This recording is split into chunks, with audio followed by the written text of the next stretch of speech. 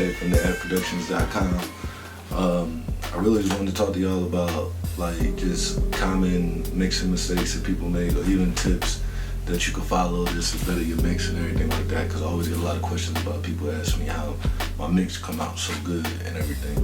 And like a lot of people would think that it's like a lot of equipment and everything, and I'm not gonna lie, that does give you a leg up when you can put like a strong signal in, but at the same time it's really in the mixing and the balancing. I can't stress enough how important it is to have a balanced record as far as dynamics is concerned before you even start putting plugins on.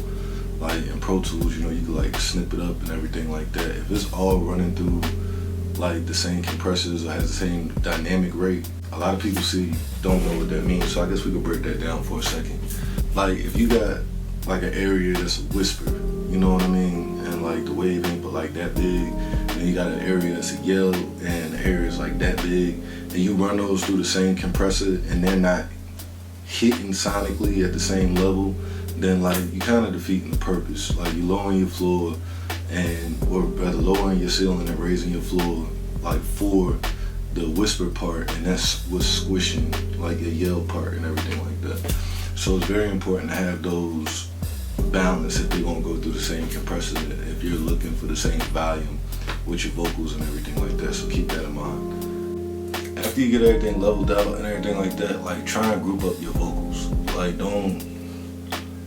you could put all your vocals together or whatnot and just mix it. Like if that's the way your record is going, like it's really just the lead. The main thing is the lead that's going through the whole day, the whole record.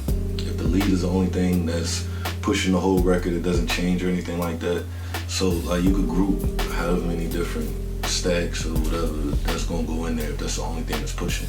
But like group your background vocals together. Like mix those together before you send them to a bus. And when you send them to a bus, make sure that those are together before you send that to the main vocal. The key thing is routing though. Like if everything's balanced like it's supposed to be balanced and then it's routed properly, then you have proper control over all of the dynamics. If you don't have proper control over the dynamics, there's no point in putting plugins, compression, EQ, limiters, them funky effects that you get from like all of these plugins that they give you or that you buy in or that you pirate in, because like most of y'all not buying them.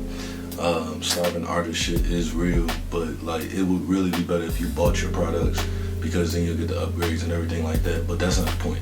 The point is there's a level at which the sound is supposed to hit the plugin before the plugin even start reacting properly. So that's then we're gonna have to start talking about gain staging and everything else. I'm only supposed to be giving y'all a couple of tips, but like I hear a lot of records that are just plain over compressed. You know what I'm saying? Like over compressed. And people think that you get like that girthiness in the vocal from compressing. It's not. Like it literally sucks the life out of it because there's no dynamic. It turns it into like a straight line, like y'all be doing that auto-tune shit, which don't make sense to me. So stop over compressing and like trying to make everything a straight line. It's supposed to be curvy like a woman, you know what I mean? Please stop over compressing y'all records. Your breath be just as loud as the rest of the vocal, and then y'all not even taking the breaths out of y'all records, which makes no sense to me. And you don't always have to take them out, but if they like on the mic and they're like bro, like cut that shit. Don't over EQ. You don't want to change the vocal. You want to enhance the vocal. You don't want to change the vocal, unless you're trying to affect the vocal, like, or give it a certain type of effect. But like you want the vocal to come through clean and you want it to sound like at a conversation. Like that's how it really should cut through. Speaking of which, that kind of segues me into the next topic, which is like mixing at the right level. Okay, we got all these speakers in the studio right now. Like there's A.V.Es and they're not meant to be turned on all at one time. That doesn't make sense. Like to have all these speakers going on rather than different reference monitors, so you make sure that you have a consistent sound all the time. That's why most studios have different monitors, because they for reference points. You don't have to leave the room in order to check the different reference points.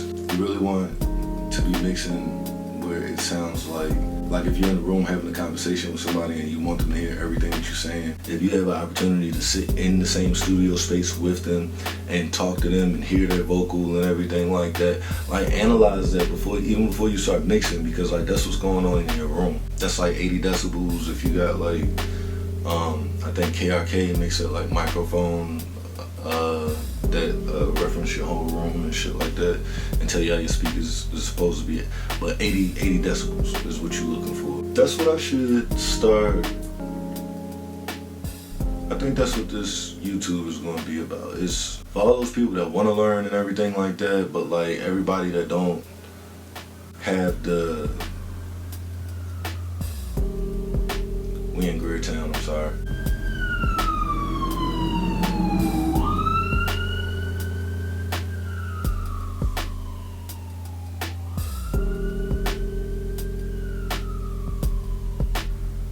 Okay, so that makes perfect sense of what my next segue was going to be. This video is really for like the people who can't afford to be in these like high price studios and everything like that, but they want a great sound and they have good music, not good music, but like they believe in their music.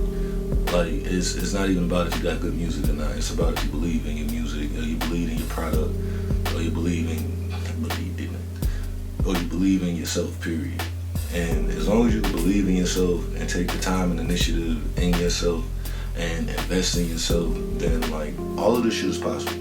Like it's not a situation where you should be overcomplicating it or anything like that. You, in all actuality, you should just be enabling yourself to get where it is that you want to go. So that's what these mixing tips are about. That's like if I'm giving out tips to anybody, it's really about giving people the tools to be able to create and to keep you creating, and that's what the A.V.E is about. You know what I'm saying? That's what Yacht is about. You ain't great alone. Is like you gotta pay it forward, man. And if you ain't putting on the table and you always taking from the table, like what you expect to be there when you go back? It's your boy Prometheus says, yeah, we're attacking bad habits and mixing, theAVEproductions.com.